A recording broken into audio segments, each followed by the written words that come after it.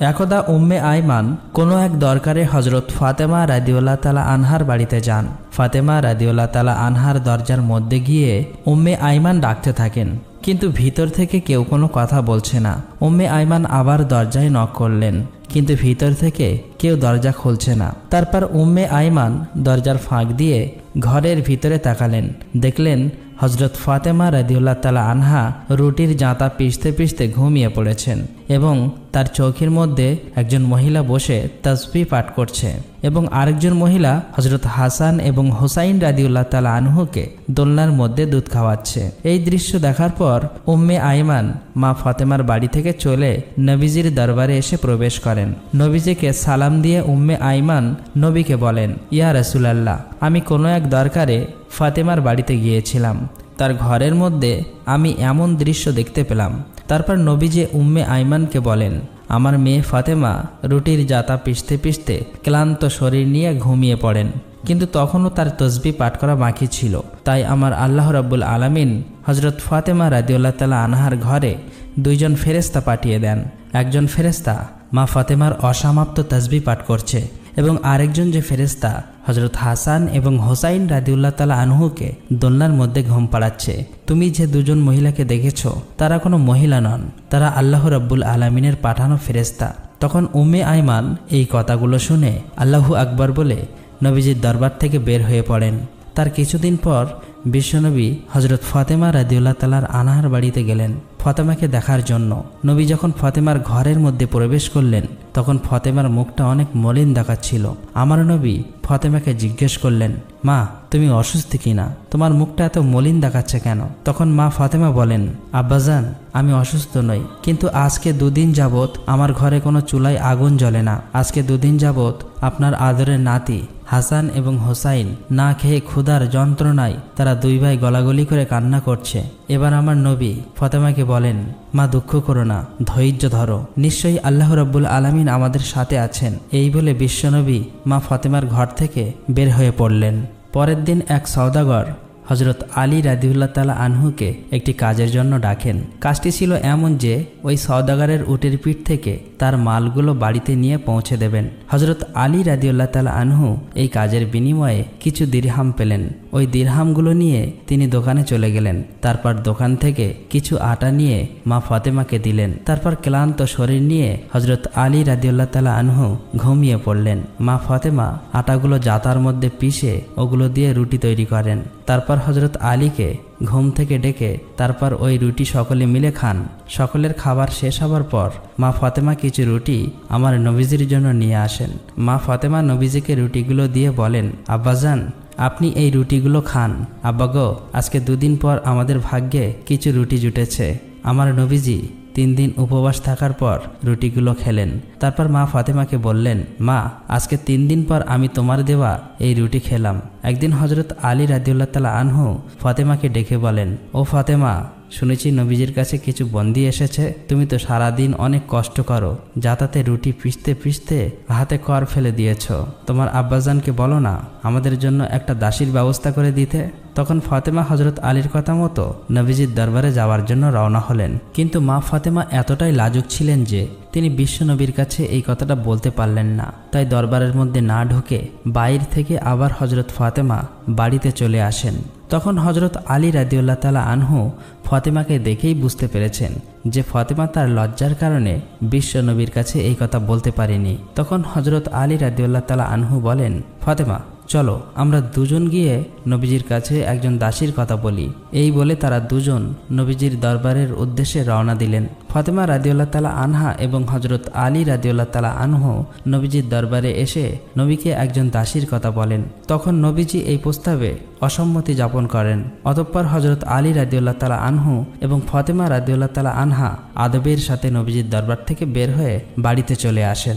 তার পরের দিন নবীজি ফাতেমার বাড়িতে আসলেন। তারপর ফাতেমার কাছে গিয়ে নবী বললেন, মা আমি তোমাদেরকে কিছু তাসবিহ পাঠ করার জন্য দিয়ে যাচ্ছি। এই তাসবিহগুলো তোমরা যদি নিয়মিত পাঠ করো তাহলে আল্লাহ রাব্বুল আলামিন তোমাদের ঘরের মধ্যে রহমত এবং বরকত সবসময় দিতে থাকবে। তারপর ফাতেমা রাদিয়াল্লাহু তাআলা আনহা অতি আগ্রহের সাথে বিশ্ব নবীর কাছ থেকে তাসবিহ পাঠ করা শিখে নেন। তার কিছুদিন পর হজরত আলী রাদিউল্লাহ তাআলা আনহু সাহাবীদের দরবারে গিয়ে বলেন, আমি আল্লাহর কসম খেয়ে বলছি, বিশ্বনবীর দেওয়া তাসবিহগুলো যেদিন থেকে আমরা পাঠ করতে শুরু করলাম সেদিন থেকে আমাদের ঘরে সকল অভাব দূর হয়ে গিয়েছে এবং আমাদের সমস্ত কষ্ট এবং সমস্ত দুঃখ লাঘব হয়ে গিয়েছে। একদা বিশ্বনবী 2 দিনের ক্ষুধা পেটে লইয়া মা ফাতেমার বাড়িতে যান। মা ফাতেমার ঘরেও সেদিন কোনো খাবার ছিল না, কিন্তু বিশ্বনবীকে দেখে মা ফাতেমা বুঝতে পারলেন যে তার আব্বাজান অনেক ক্ষুধার্ত অবস্থায় আছেন। নবীজি ফাতেমার ঘরে এসেই বুঝতে পেরেছেন ফাতেমার ঘরেও কোনো খাবার নেই। তখন বিশ্বনবী মুচকি হেসে ফাতেমাকে বলেন, ও ফাতেমা, আমি এদিক দিয়ে যাচ্ছিলাম, ভাবলাম তোমাকে একবার দেখে যাই। এই বলে নবীজি ফাতেমার ঘর থেকে বের হয়ে গেলেন। কিন্তু মা ফাতেমা ঠিকই বুঝতে পেরেছিলেন নবীজি ক্ষুধার্ত অবস্থায় তার ঘরে এসেছিলেন। তখন ফাতেমা কন্দনরত অবস্থায় নামাজে বসে যান। 2 রাকাত নামাজ পড়ার পর আল্লাহ রাব্বুল আলামিনের কাছে মোনাজাত করে বললেন, হে রাব্বুল আলামিন, আপনি আমাকে যত পারেন কষ্ট দেন, কিন্তু আমার বাবাকে কোনো কষ্ট তুমি দিও না আল্লাহ। মা ফাতেমা যখন মোনাজাত শেষ করলেন তখন তিনি লক্ষ্য করতে পারলেন তার ঘরের মধ্যে কে যেন এসে খাবার দিয়ে গিয়েছে। ফাতেমা এতগুলো খাবার দেখে অনেক খুশি হয়ে গেলেন এবং নবীজিকে ডেকে নিয়ে আসলেন। নবীজি ঘরে এসে জিজ্ঞেস করলেন, মা, এই খাবার কে দিয়েছে? তখন ফাতেমা বলেন, আব্বাজান, হজরত ঈসা আলাইহিসসালামের মা হজরত মরিয়াম আলাইহিসসালামের জন্য আল্লাহ যেখান থেকে খাবার পাঠাতেন আমার জন্য সেখান থেকে পাঠিয়েছেন। তখন আমার নবী বুঝতে পেরেছেন আল্লাহ রাব্বুল আলামিন ফাতেমার জন্য জান্নাতি খাবার পাঠিয়েছেন। তখন আমার নবীজি হজরত ফাতেমা রাদিয়াল্লাহু তাআলা আনহা এবং হজরত আলী রাদিয়াল্লাহু তাআলা আনহু, হাসান হুসাইন সবাই মিলে পেট ভরে খাবার খেলেন। এত সুস্বাদু খাবার খেয়ে মা ফাতেমা রাদিয়াল্লাহু তাআলা আনহা আল্লাহ রাব্বুল আলামিনের দরবারে শুকরিয়া আদায় করলেন। ফাতেমা লক্ষ্য করলেন তাদের সবার খাবার শেষেও অনেক খাবার অবশিষ্ট রয়ে গিয়েছে।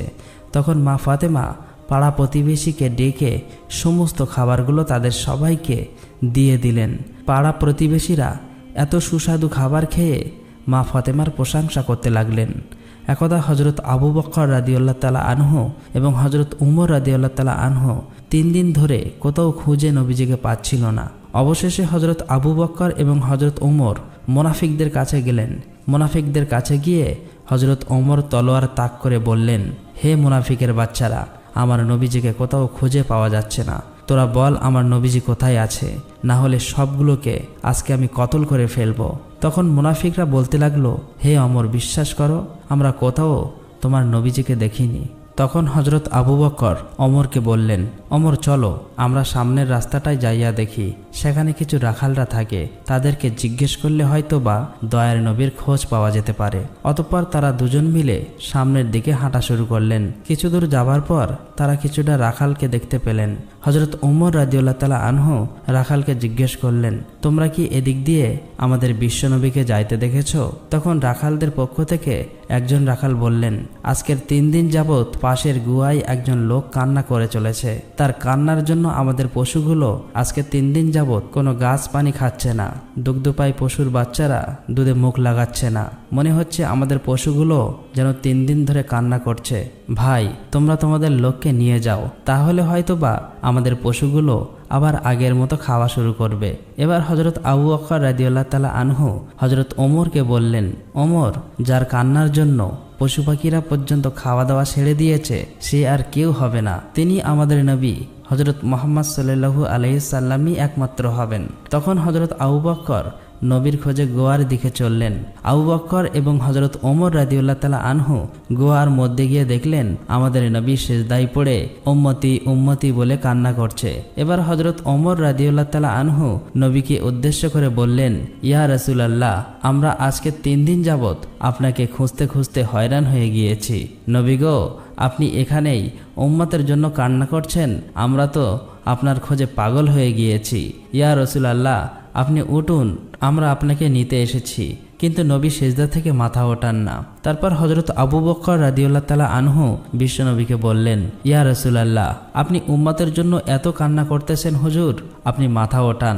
আমি আবু বকর তামাম জিন্দেগির ইবাদতগুলো আপনার উম্মতের জন্য বক্সে দিলাম, তারপরেও আমার নবী মাথা ওঠান না। তারপর হজরত আবু বকর এবং হজরত ওমর রাদিয়াল্লাহু তাআলা আনহু বাড়ির দিকে আসছিলেন। পথে হজরত আলী রাদিয়াল্লাহু তাআলা আনহুর সাথে সাক্ষাৎ হয়। তারপর হজরত আলী রাদিয়াল্লাহু তাআলা আনহুকে হজরত আবু বকর ও হজরত ওমর বিস্তারিত সবকিছু বলেন। তারপর হজরত আলী রাদিয়াল্লাহু তাআলা আনহু বাড়ি গিয়ে মা ফাতেমা এবং হাসান এবং হুসাইনকে নিয়ে নবীজির গুহার মধ্যে চলে আসেন। এবার হজরত ফাতেমা আমার নবীকে লক্ষ্য করে বললেন, আব্বাজান, আপনি কেমনে পারলেন আজকে 3 দিন যাবৎ আমাদেরকে ভুলে থাকতে? আমরা আপনাকে সমস্ত জায়গায় খুঁজে খুঁজে হয়রান হয়ে গিয়েছি। আপনার নাতি হাসান এবং হোসাইন কান্না করছে। আব্বাজান, আপনি মাথা ওঠান, আমরা আপনাকে নিতে এসেছি।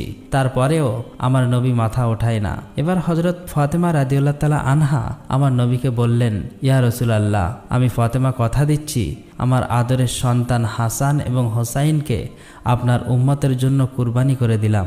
এবার আমার আল্লাহ হজরত জিব্রাইল আলাইহিসসালামকে ডেকে বললেন, হে জিব্রাইল, তুমি এক্ষুনি যাও, গিয়ে আমার বন্ধুকে মাথা ওঠাতে বলো এবং কান্না বন্ধ করতে বলো।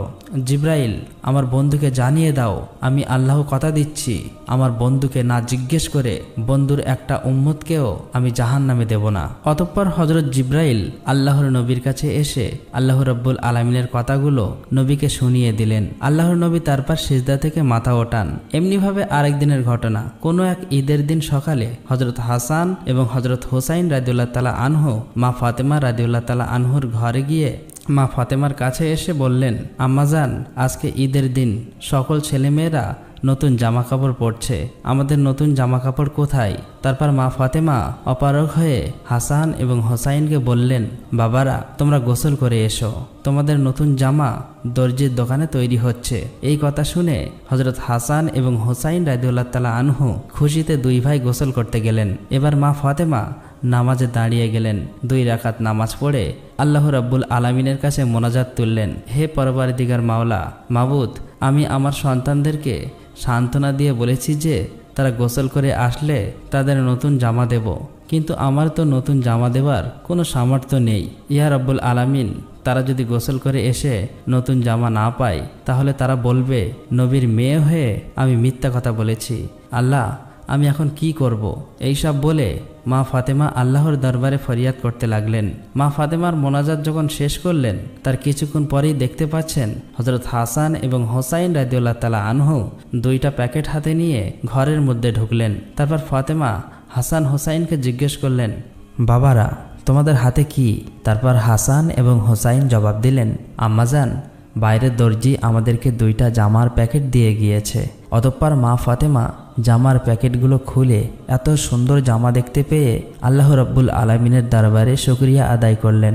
তার কিছুদিন পর বিশ্বনবী দুনিয়া ছেড়ে চলে যান। নবীজি দুনিয়া থেকে চলে যাবার 2 দিন পর অর্থাৎ আবু বকর রাদিয়াল্লাহু তাআলা আনহু একাকী কোথাও হেঁটে যাচ্ছিলেন। প্রতিমধ্যে তিনি দেখতে পেলেন সামনে ইবলিস শয়তান দাঁড়িয়ে কান্না করছে। তখন হজরত আবু বকর ইবলিসকে উদ্দেশ্য করে বললেন, হে ইবলিস, তুমি কেন কান্না করছো? এখন তো তোমার খুশির দিন, বিশ্বনবী দুনিয়া ছেড়ে চলে গিয়েছে। তারপর ইবলিস হজরত আবু বকর রাদিয়াল্লাহু তাআলাকে উদ্দেশ্য করে বললেন, ভাই আবু বকর, নবীজি দুনিয়া ছেড়ে চলে যাওয়ার কারণে আমি ইবলিসও বিস্মিত হয়েছি। কেননা আমি জানি আল্লাহ রাব্বুল আলামিন আমাকে যে শাস্তি দিয়েছে আমার স্থান চিরস্থায়ী জাহান্নামী। কিয়ামতের পর আমাকে সারা জীবন জাহান্নামের শাস্তি ভোগ করতে হবে। জাহান্নামের শাস্তি সম্পর্কে আমি জানি কত কঠিন সেটা হবে। ভাই আবু বকর, তাই আমি প্রতিটি সময় প্রতিটি মুহূর্তে বিশ্বনবীর সাথে সাক্ষাৎ করতে চেয়েছিলাম। আমি চেয়েছিলাম বিশ্বনবীকে দিয়ে আল্লাহ রাব্বুল আলামিনের কাছে কৈফিয়ত করে আমাকে ক্ষমা করার ব্যবস্থা করা যায়। কিন্তু যতবারই আমি নবীজির কাছে গিয়েছি ততবারই নবীজির সাথে কেউ না কেউ ছিল। কখনো আমি নবীজিকে একা পাইনি। তারপরেও আমি নবীজিকে একা পাওয়ার জন্য চেষ্টা চালিয়ে যাচ্ছিলাম। কিন্তু এখন তো বিশ্বনবী দুনিয়া ছেড়ে চলে গিয়েছে, আমার ক্ষমার রাস্তাও চিরতরে বন্ধ হয়ে গিয়েছে। এই ভেবে আমি কান্না করছিলাম। অতঃপর হজরত আবু বকর রাদিয়াল্লাহু তাআলা আনহু ইবলিসের মুখে এইসব কথা শোনার পর আস্তে আস্তে সামনের দিকে হেঁটে চলে গেলেন। বিশ্বনবী দুনিয়া ছেড়ে চলে যাওয়ার 6 মাস পর তথা হজরত আলী রাদিয়াল্লাহু তাআলা আনহু মসজিদ থেকে ফরজের নামাজ কায়েম করে ঘরে এসে দেখলেন মা ফাতেমা ঘরে কাঁদছে। তখন হজরত আলী রাদিয়াল্লাহু তাআলা আনহু মা ফাতেমাকে বললেন, ও ফাতেমা, তোমার শরীর কি খারাপ লাগছে? তখন ফাতেমা বললেন, আলী, আজকে আমার শরীরটা বেশি খারাপ লাগছে। হে আলী, আজকে আমি এমন একটি স্বপ্ন দেখেছি যে স্বপ্ন দেখার পর আমার আর কিছুই ভালো লাগছে না। অতঃপর হজরত আলী রাদিয়াল্লাহু তাআলা আনহু ফাতেমার কাছে স্বপ্নের ব্যাপারে জানতে চাইলেন। তখন ফাতেমা বললেন, আমি আজকে রাতে স্বপ্নে দেখলাম আমার বাবা আমার ঘরে এসে আমাকে খুঁজছেন। আমি যখন আমার বাবার কাছে গিয়ে দাঁড়ালাম তখন আমার আব্বাজান আমাকে বলছেন, মা, আমি তো তোমাকেই খুঁজতেছি। শোনো মা, আজকে তুমি রোজা রাখবে এবং সেহরি করবে আলীর দস্তারখানায় আর ইফতারি করবে আমার দস্তারখানায়। হজরত আলী রাদিয়াল্লাহু তাআলা আনহু জ্ঞানী মানুষ। এই কথা শোনার পর তার আর কোনো কিছুই বোঝার বাকি রইল না। হজরত আলী বুঝতে পারলেন মা ফাতেমা রাদিয়াল্লাহু তাআলা আনহা আজকে হয়তো দুনিয়া ছেড়ে চলে যাবেন। তারপর হজরত আলী ফাতেমার পাশে বসে কান্না করতে লাগলেন। কিছুক্ষণ পর হজরত হাসান হোসাইন ঘরের মধ্যে এসে দেখলেন তার বাবা মা কান্না করছে। তখন হাসান হোসাইন মা ফাতেমাকে বললেন, আম্মাজান, আপনারা কেন কান্না করছেন? কথিত আছে যখন কোনো সময় হজরত হাসান এবং হোসাইন রাদিয়াল্লাহু তাআলা আনহু মা ফাতেমাকে এটা সেটা জিজ্ঞেস করে বিরক্ত করত, তখন মা ফাতেমা হাসান এবং হোসাইনকে বলতেন, তোমাদের নানাজির রওজা থেকে ঘুরে এসো। আজকেও ফাতেমা হাসান ও হোসেনকে বললেন, বাবারা, তোমাদের নানাজির রওজা থেকে ঘুরে এসো। মায়ের মুখে এমন কথা শুনে হজরত হাসান এবং হোসাইন রাদিয়াল্লাহু তাআলা আনহু আমার নবীজির রওজার কাছে চলে যান। হাসান এবং হোসাইনকে দেখতে পেয়ে আমার নবীজি বলেন, হাসান ও হোসাইন, তোমরা আজকে কেন এখানে এসেছো? তোমরা যখন খুশি তখনই আসতে পারবা। আজকে তোমরা সারাদিন তোমাদের মায়ের মুখের দিকে তাকিয়ে থাকবা। আজকে তোমার মা দুনিয়া ছেড়ে চলে যাবে। নবীজির মুখে এই কথা শুনে হজরত হাসান এবং হোসাইন রাদিয়াল্লাহু তাআলা আনহু আবার ঘরের মধ্যে চলে আসলেন। এসে মা ফাতেমা এবং হজরত আলী রাদিয়াল্লাহু তাআলা আনহুকে উদ্দেশ্য করে তারা বলতে লাগলেন, আপনারা কেন কান্না করছেন? আমরা বুঝতে পেরেছি, আমাদের নানাজি বলেছে আম্বাজান আজকে দুনিয়া ছেড়ে চলে যাবে। হাসান এবং হোসাইনের মুখে হজরত ফাতেমা রাদিয়াল্লাহু তাআলা আনহা এবং হজরত আলী রাদিয়াল্লাহু তাআলা আনহু আরো বেশি করে কান্না করতে লাগলেন। সেদিন বিকেলবেলা মা ফাতেমার শরীর আরো খারাপ হয়ে যায়। তারপর মা ফাতেমা হজরত আলীকে কাছে ডেকে বলেন, তোমাকে আমি 3টি কথা বলে যেতে চাই, তুমি কথা দাও আমার 3টি কথা রাখবে? অতঃপর হজরত আলী রাদিয়াল্লাহু তাআলা আনহু মা ফাতেমাকে ওয়াদা করলেন। এবার ফাতেমা হজরত আলীকে বললেন, আলী, আমার প্রথম কথা হলো, আমি তোমার সাথে এতদিন সংসার করেছি। আমার অনেক জানা না জানা অনেক অন্যায় ভুল ত্রুটি হয়তো হয়েছে, তুমি আমাকে ক্ষমা করে দিবা। তারপর হজরত আলী বলেন, ফাতেমা, এসব তুমি কি বলছো?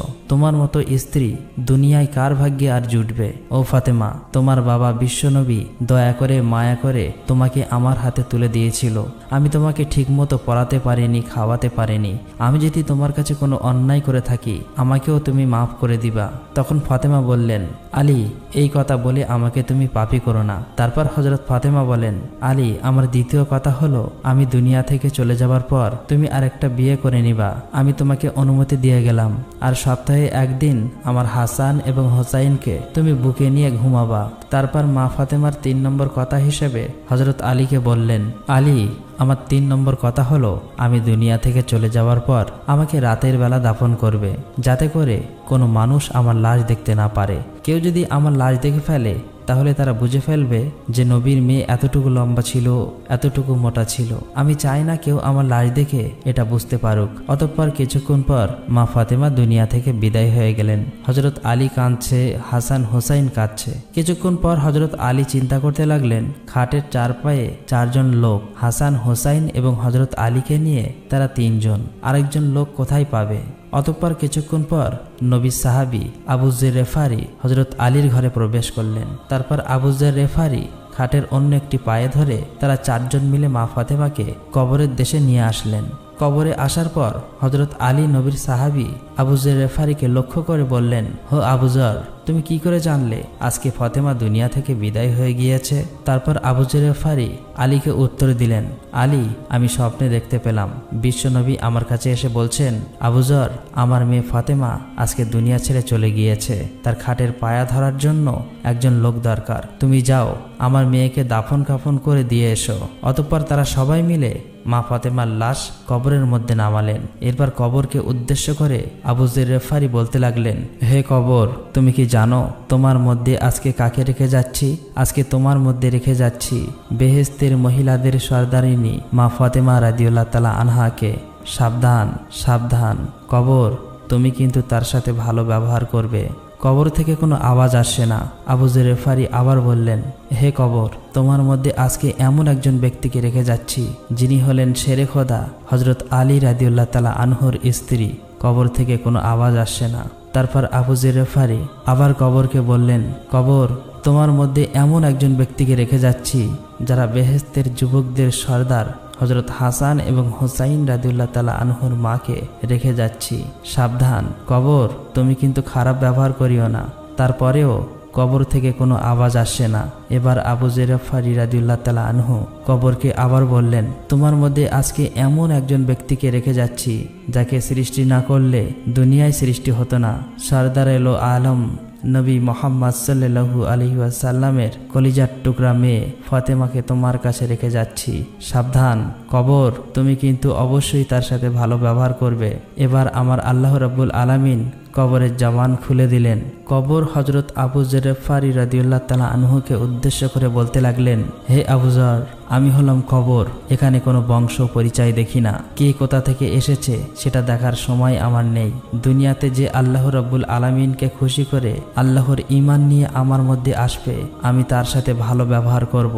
আর দুনিয়ায় যে সমস্ত বান্দারা পাপী হয়ে আমার কাছে আসবে, আমি কবর তার জন্য ভয়ঙ্কর হয়ে যাব।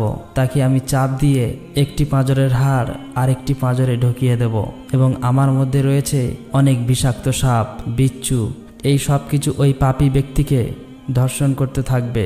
কবরের এমন জবাব শুনে হজরত আবু যর গিফারি রাদিয়াল্লাহু তাআলা আনহু ভয়ে কাঁপতে লাগলেন। প্রিয় বন্ধুরা, নবীর মেয়ে ফাতেমা রাদিয়াল্লাহু তাআলা আনহা এবং বেহেশতে মহিলাদের সর্দারিনী যিনি হবেন, তার বেলায় যদি কবর এই কথা বলে থাকে, তাহলে আমার আপনার অবস্থা কি হতে পারে একবার চিন্তা করে দেখুন। আল্লাহ রাব্বুল আলামিন আমাদের সবাইকে আল্লাহর দ্বীনের পথে চলার তৌফিক দান করুক। আমিন।